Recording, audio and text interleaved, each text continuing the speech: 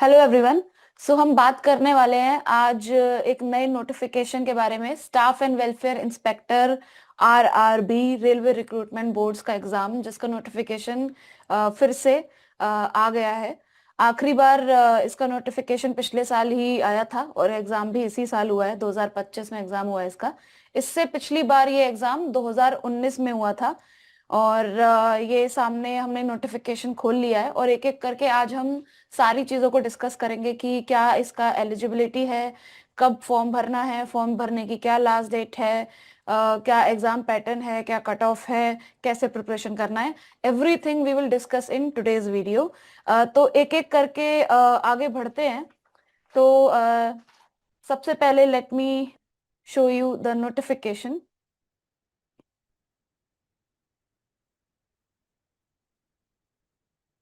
Okay.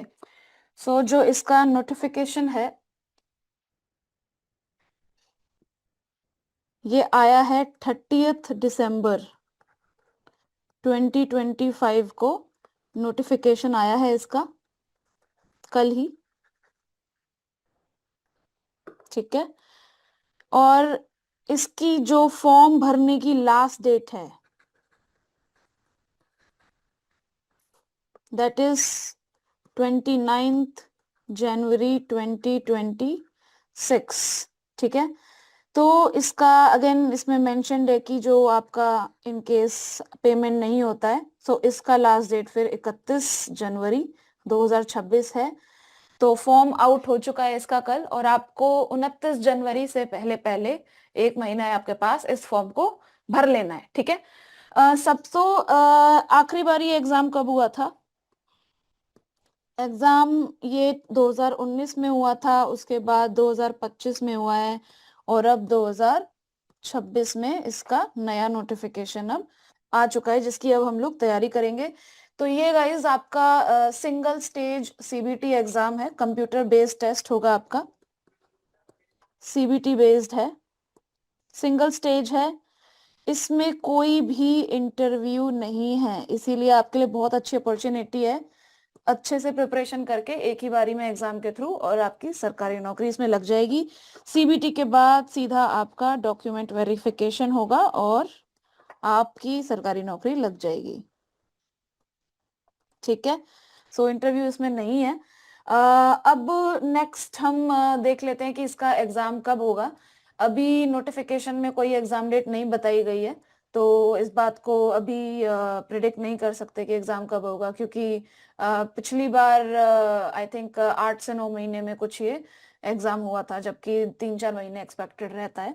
But time लग जाता है इतना, तो आप अभी से अपना प्रिपरेशन शुरू कर सकते हैं। एम्पल अमाउंट ऑफ टाइम इसकी प्रिपरेशन में आपको मिल जाएगा। ठीक है। अब एक बार हम लोग नोटिफिकेशन पे चलते हैं फिर से।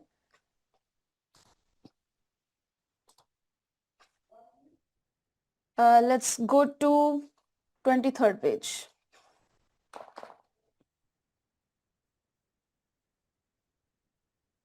यहाँ पे लिस्ट ऑफ आरआरबी वेबसाइट की आपको टेबल मिल जाएगी। तो इधर आपको अपना जिस जगह पे फॉर्म भरना है उसी की वेबसाइट पे जाकर आपको भरना होगा। जैसे अगर आप पटना में भरना चाहते हैं तो आप इस वाली वेबसाइट जो www.rrbpatna.gov.in पे जाके फॉर्म भर लेंगे। इस तरीके से हर एक अलग अलग जोन का अलग अलग वेबसाइट पे जाके आपको फॉर्म भरना होगा जहां भी आप भरना चाहते हैं। सभी का इनफैक्ट जो कट ऑफ है वो भी उसी हिसाब से जाएगा। लेट्स से अगर चंडीगढ़ में 3 वैकेंसी है तो वो 3 के हिसाब से ही वो कट ऑफ अलग अलग डिफाइन हो जाएगा। तो आपको ये देख लेना है कि आप कौन सी वेबसाइट से जाके आपको फॉर्म भरना है, कहाँ वैकेंसी कितनी है और आप कहाँ हैं। ठीक है। वो सब आपको अपने हिसाब से प्लान कर लेना है। तो सबसे पहले हम इसके बाद बात कर लेते हैं एलिजिबल कौन कौन लोग हैं, हु इज एलिजिबल। ठीक है। सो 1 second, I think it's on 30th page. ठीक है। सो इसमें हम देख सकते हैं कि जो एलिजिबल हैं लोग इनको या सबसे पहले ग्रेजुएशन होना ही चाहिए, ये मैंडेटरी है। उसके अलावा diploma in labour social welfare, labour laws and LLB with papers. इसको एक बार मैं आपको अच्छे से समझा देती हूँ।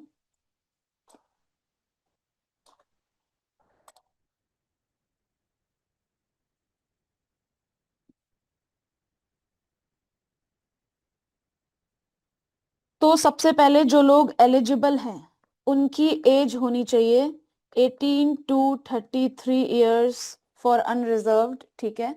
बाकी 3 साल का रिलैक्सेशन फर्दर ओबीसी में है, फिर फर्दर 2-3 साल का एससी एसटी के में है। तो सबसे पहले इसको समझ लेते हैं। अगर आपका जो डेट ऑफ बर्थ है, अनरिजर्व्ड के लिए मैं बता रही हूँ, आपका जो डीओबी है वो 2 जनवरी 1993 से पहले का नहीं होना चाहिए। अगर आप इससे पहले पैदा हुए हैं तो आप एलिजिबल नहीं हैं, ठीक है, सिंपल। फिर ओबीसी के लिए इससे 3 साल पीछे चले जाते हैं, अगेन 2 जनवरी 1990, आप एलिजिबल नहीं है, this is the last limit. इसके बियॉन्ड आप फिर एलिजिबल नहीं है। अब फर्दर इसकी जो ग्रेजुएशन या डिप्लोमा या पोस्ट ग्रेजुएशन क्या चाहिए इस सबके लिए एक बार वो भी समझ लेते हैं। इसके लिए सबसे पहले ग्रेजुएशन चाहिए ही, दिस इज मैंडेटरी।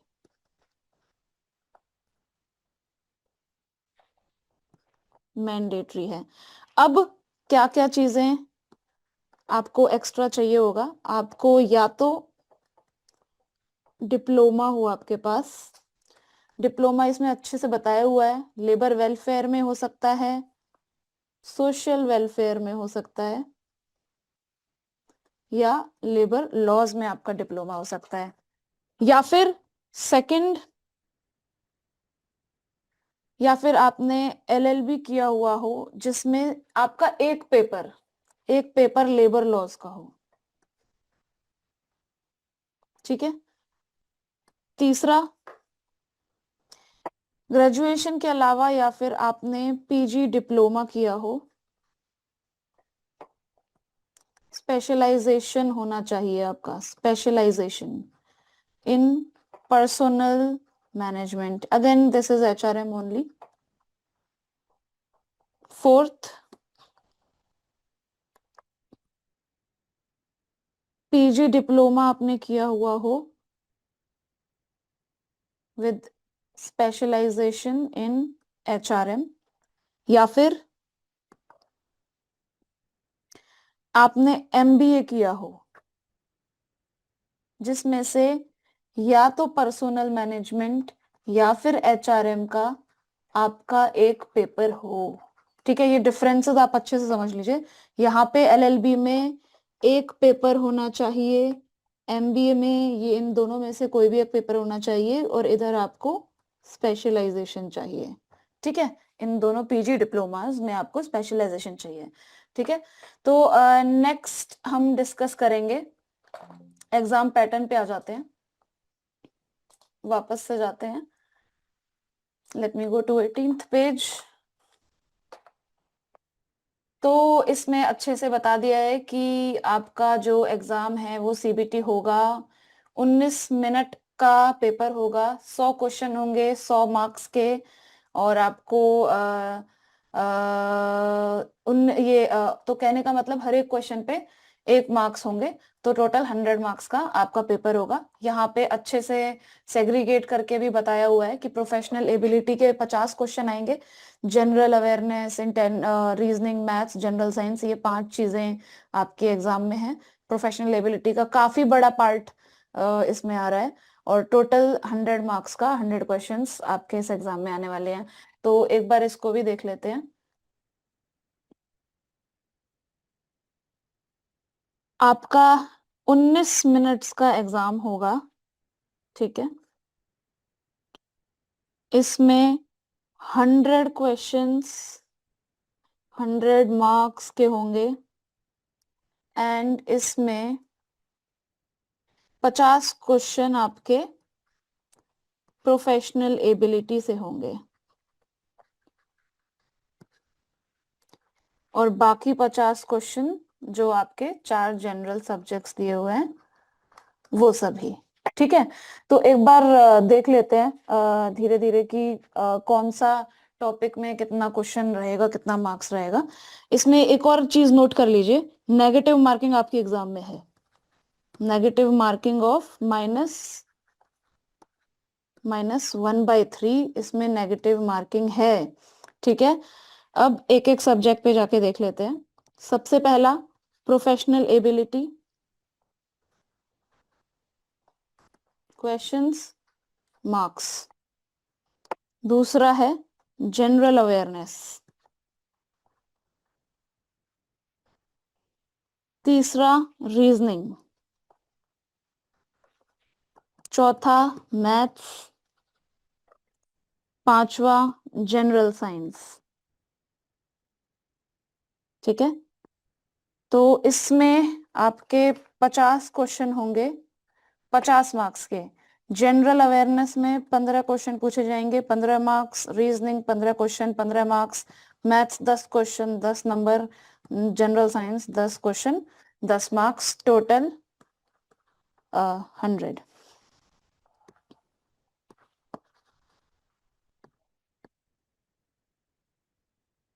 ठीक है, टोटल 100 क्वेश्चन आपसे पूछे जाएंगे। तो ये रहा आपका पूरा जो एग्जाम पैटर्न है और जो आपका सिलेबस है। ठीक है, एक बार सब्जेक्ट वाइज मार्क्स का जो ये मैंने आपको बताया है, आप नोटिफिकेशन में जाके भी देख सकते हैं। Let's go to page number 54। यहाँ पे आपको दिखाई देगा कि इसमें 4 कीवर्ड्स बेसिकली आपको पढ़ने हैं, मतलब प्रोफेशनल एबिलिटी के लिए। एक सेकेंड, मैं वापस से आपको एक चीज मैंने मिस कर दी है, मैं वापस से एक और चीज बताना चाहती हूँ। ठीक है, तो यहाँ पे प्रोफेशनल एबिलिटी के लिए तो अभी मैं आपको लेके चलूंगी at the end of the notification. सारा एक्ट जितने भी कवर्ड हैं या क्या क्या पूछा जाएगा वो पूरा डिस्क्रिप्शन बताया हुआ है। बाकी आपको मैथ्स में, रीजनिंग में, जनरल अवेयरनेस, जनरल साइंस में क्या क्या पढ़ना है, इन 4 में आपको जो पढ़ना है वो यहाँ पे अच्छे से मेंशन्ड है। मैथ्स में नंबर सिस्टम, बॉड मास, डेसिमल, फ्रैक्शंस, एलसीएम, एचसीएफ, ये सारी चीजें हैं। जनरल इंटेलिजेंस, रीजनिंग में analogies, alphabetical, number series, coding, decoding, etcetera, ये सारा रीजनिंग का पार्ट है। जनरल अवेयरनेस में करंट अफेयर पूछे जाएंगे, इंडिया की geography, culture, polity, economy, etcetera, environment से रिलेटेड ये सारी चीजें पूछी जाएंगी। और जनरल साइंस में आपका physics, chemistry, life science, up to 10th standard CBSE के सिलेबस के हिसाब से चीजें पूछी जाएंगी। तो ये सारी ही चीजें जितना भी सिलेबस का पार्ट है, चाहे प्रोफेशनल एबिलिटी हो, चाहे ये चारों सब्जेक्ट्स हो, 100% ह्यूमन पेरिटस आपको इसकी प्रिपरेशन कराएगा। ठीक है, कुछ भी जो हम आपको देंगे उसके अलावा कोई भी ऐसा टॉपिक नहीं है जो हमने छोड़ा है। सब कुछ हमारे कोर्स में कवर्ड रहेगा, इसके बारे में अभी हम बात करेंगे, मैं आपको दिखाऊंगी। सो नेक्स्ट चलते हैं, एक बार देख लेते हैं। Let's go to our PPT again. ठीक है, ओके, सो आपने अगर देखा तो प्रोफेशनल एबिलिटी के जो क्वेश्चन है 50, उसमें जो सेग्रीगेशन है ये, तो ऑलमोस्ट इसमें जो 4 कीवर्ड्स हैं, ये पहले 4 तो लेबर लॉज ही हैं। उसके बाद दूसरा कीवर्ड है कंप्यूटर, तीसरा कीवर्ड है आरटीआई, एंड चौथा कीवर्ड है न्यू पेंशन स्कीम। तो इन 4 कीवर्ड में से जो लेबर लॉज का ही पार्ट है वो आई थिंक 35 से 40 क्वेश्चन कुछ आपके इसी में से आएंगे। तो सबसे ज्यादा प्रायोरिटी जो एग्जाम में रहेगी, 100 में से 35 से 40 क्वेश्चन लेबर लॉस से आने वाले हैं। इस पे आपको सबसे ज्यादा ध्यान देना है, सबसे ज्यादा प्रायोरिटी आपको इसको देनी होगी। ठीक है,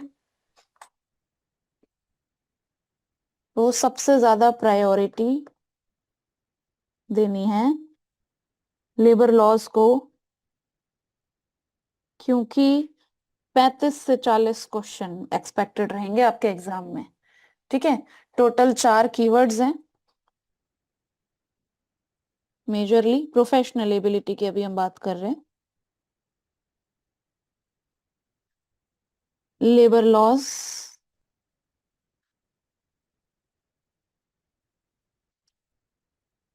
computers, RTI and new pension scheme. ठीक है, हम्म, ओके। सो नेक्स्ट एक बार कट ऑफ की बात कर लेते हैं, इसमें क्या कट ऑफ जाती है। ठीक है, कट ऑफ पे जाके देखते हैं हम लोग।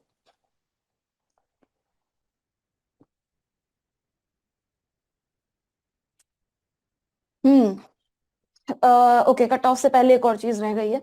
सो स्टाफ एंड वेलफेयर इंस्पेक्टर पे अगर आप 31st पेज पे जाएंगे तो इसमें आपको ना हर एक जोन के हिसाब से दिखाई देगा कि कहाँ कितनी वैकेंसीज है, उसी से पता चलेगा। लेट्स से अगर आपको अहमदाबाद भरना है तो आप देख सकते हो कि यहाँ पे अनरिजर्व में 2 है, तो आप यहाँ भर सकते हो।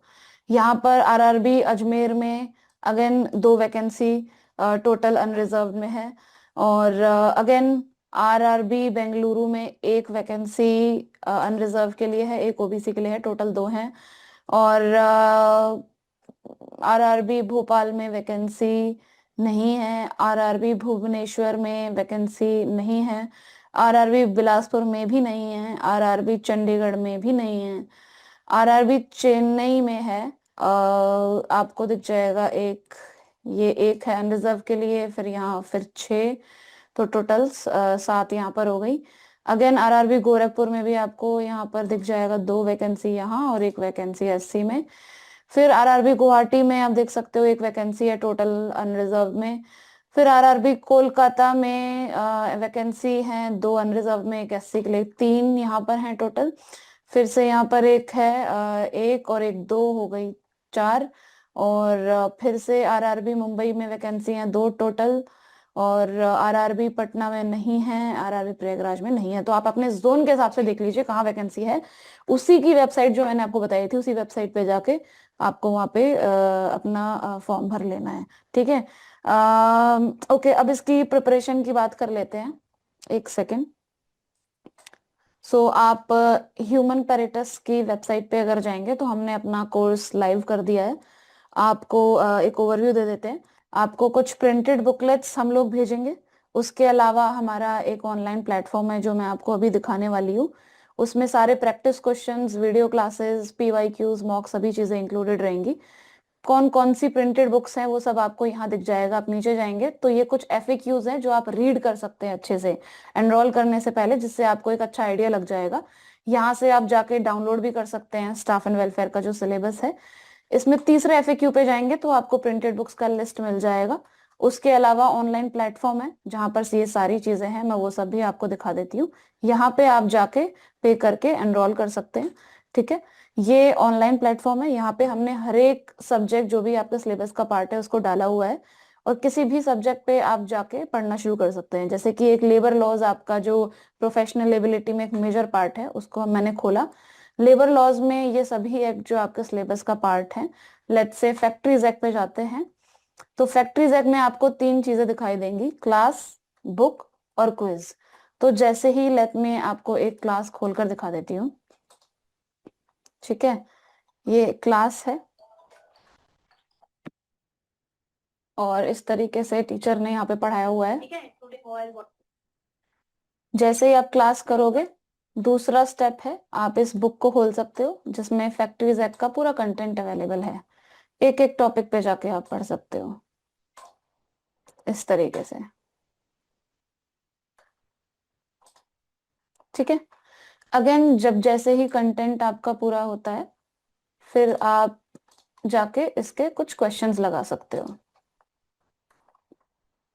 एक क्विज खोलकर मैं आपको दिखा देती हूँ। यहाँ पे 4 क्विजेस हमने टिपिकली फैक्ट्रीज एक्ट पे ही डाली हुई हैं। कोई भी एक क्विज मैंने उठा लिया और ये एक क्वेश्चन है, इसमें कोई भी ऑप्शन मैं सिलेक्ट करूंगी और हर एक क्वेश्चन के साथ में डिटेल एक्सप्लेनेशन आ जाएगा। तो एंड टू एंड आपको एग्जाम के लिए मेक श्योर करना है कि जितनी भी ये टॉपिक वाइज क्विज हम आपको देंगे, ये सारे क्वेश्चंस आपको लगा लेने हैं। इसके लिए आपको बुक का हेल्प लेना होगा, क्लास का हेल्प लेना होगा, और सारे ही टॉपिक सभी सब्जेक्ट्स के हमने इन्हीं तीनों रिसोर्सेज में कवर किए हुए हैं। तो अगर आपको सीधा एनरोल करना है तो आप एक second, let me close this.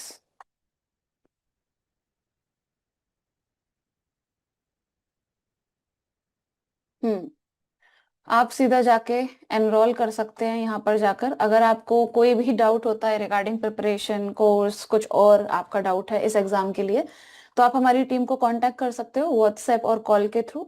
यहाँ पर आप चैट नाउ का बटन है, या फिर यहाँ पे आप अपना नंबर ड्रॉप करेंगे तो आपको एक कॉल आ जाएगा हमारी टीम की तरफ से, या फिर आप यहाँ चैट नाउ पे क्लिक करके व्हाट्सएप की चैट में जा सकते हैं और डायरेक्टली टीम आपसे व्हाट्सएप पे वहाँ कनेक्ट हो जाएगी। ठीक है। और अगर आप कॉल करना चाहते हैं तो इस नंबर पे हमको कॉल कर सकते हैं और डायरेक्टली कनेक्ट कर सकते हैं आप अपने डाउट्स के लिए। और भी कोई जो आपका डाउट रहा हो इस वीडियो के बाद, आप श्योरली कमेंट सेक्शन में जाके वहां पर अपना डाउट डाल सकते हैं। We will try to answer as many questions as we can. बाकी इस वीडियो के लिंक और डिस्क्रिप्शन में आपको वेबसाइट का लिंक मिल जाएगा, कोर्स का लिंक मिल जाएगा, और वहां पे जाके आप अपना प्रिपरेशन शुरू कर सकते हैं। बहुत ही अच्छी पोस्ट है। और अब इसका एग्जाम 2025 में हुआ भी है, तो थोड़ा हम लोगों को प्रीवियस ईयर पेपर और वो आइडिया भी हो गया है कि किस तरीके से एग्जाम होता है। तो बस आप आज से ही शुरू कर दीजिए, और कोई भी डाउट हो तो please get back to us on call, on WhatsApp और in the comment section. So good luck guys.